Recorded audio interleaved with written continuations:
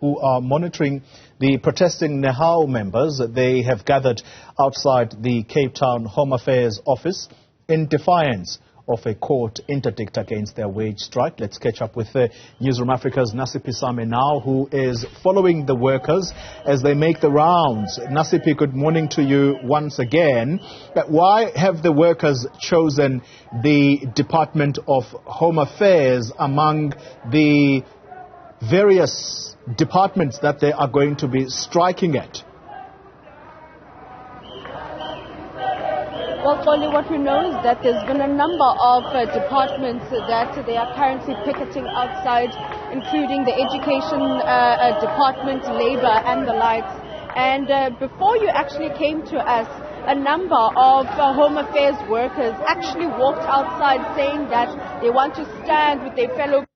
And we do understand that before that, there was communication that these offices here in the CBD of Home Affairs will be opening. But I am joined here by Debbie, who is one of the people that have actually been standing outside this very Home Affairs since 4 a.m. this morning. Debbie, thank you so much for your time. But there's been so many communications, the communication that Home Affairs is going to open. The next thing, there's workers walking out. Talk to us about the reason that brings you to Home Affairs. My daughter's writing matric this year, and we've come obviously with the intention of getting her ID and her passport. And we've tried to, you can hear how frustrated these kids are. She needs it for matric. And yeah, we came at 4 a.m. this morning. We have an appointment from the department between 9 and 10 a.m. And unfortunately, we've stood here. This protesting has been taking place. And unfortunately, we've just been told now that after all of this, the police moved the riot vehicles in to try and stop the crowds, who were quite intimidating. The children are quite traumatized, to be honest with you, as am I. And at the end of the day, the staff have just walked out and said they're not working. And Debbie, what does this mean for your daughter? What does this mean for my daughter? At the moment, this means my daughter can't write matric. Basically, that's the end in all of it. You know, I've now spent 6 weeks trying to get an appointment to try, and the BAP system went down, which is the online booking system. That went down. I went to Wynberg Home Affairs to try and get an appointment. They said, no, I've got to do it online. We then eventually managed to get a call through to the department. We managed to get an appointment, which was today. She's writing a test in 2 hours from now. You know, and without her ID, she can't write matric. So I asked the government, what do we do? There's a young man who's been standing with me this morning, and he's been here 4 times. His ID and passport are inside, and he can't collect it today. He's missed tests, and he can't write today. There are umpteen matric students who are standing here, waiting, our hands in the air. We're desperate. What do we do? What is the Department of Education going to do to support us to make sure that our children can write matric this year? What do we do? I mean, can somebody just tell us? Because we've been patient, we've been intimidated, we've been abused this morning, waiting here patiently like good, honest, tax-paying citizens. And what have we got in return? The department opening the doors, the employees walking out, and the head of department just walked out and very casually said, until the situation calms down, there will be no change.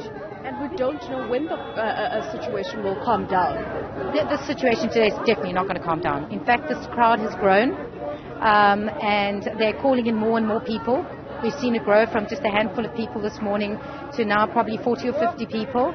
The riot police have moved in and moved them back to protect us as citizens. One gentleman actually walked up, innocently arrived and walked up, and he was actually physically abused. So, you know, I don't know. I'm desperate. I don't know what to do. My daughter's desperate, and we need answers from the Department of Education, the Department of Home Affairs, and maybe Mr. Cyril Ramaphosa can give us some answers on how to better the situation in this country. That is Debbie over there, one of the people standing outside Home Affairs with the hope that they'll be able to be assisted. Ma'am, I saw earlier on that you were obviously visibly angry and frustrated. Talk to us about how you're feeling and the reasons that bring you to Home Affairs today. You know, I am frustrated because we've been coming here for weeks, for days. I'm unemployed. I don't have money to come here to come and do my things here at Home Affairs. Now we must be faced with this on a daily basis. It's unacceptable. The other thing is, the lady from the office, she came in and she said, we unfortunately will not open the office. But she's not specific. She's not saying when the office will be open. There's matriculants standing in this queue. There's matriculants, they need to write. They sacrifice their papers. This boy is in matric and he cannot write.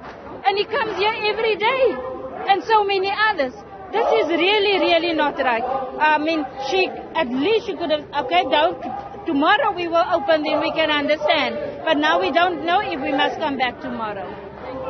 Residents clearly visibly upset, Claudia, as you can hear, understandably so. Some arriving outside the Home Affairs in the CBD in 4 a.m. only to be told that they will not be opening. As you can see, that police have indeed moved in on the striking Nehawu members who are demanding a 10% increase. And from what we heard from the leadership in the Western Cape is that they will be continuing action up until such a time government actually meets their demands. And as I put it a few minutes ago, Home Affairs will be opening, hence why the police moved in to push back these members of Nehawu.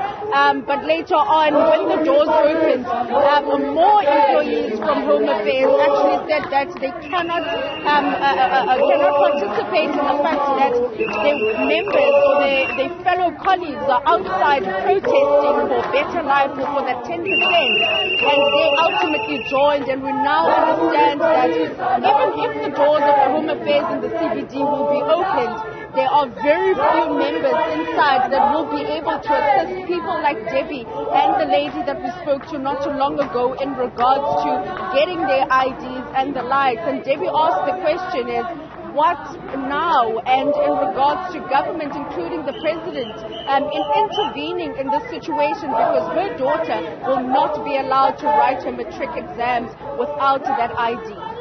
Nasiphi Same, thank you very much for that update. It is a frustrating situation for residents, and it's quite clear that there is some kind of sympathy strike that is being undertaken by some of the workers in the various departments, because when you make the connection, this is a health workers' strike, but the workers at the Department of Home Affairs now leaving their posts to go and support fellow colleagues who are striking. Well, that doesn't make this situation any easier for desperate residents who want some help. Nasiphi Same, thank you very much for the time being. Still to come, we put the focus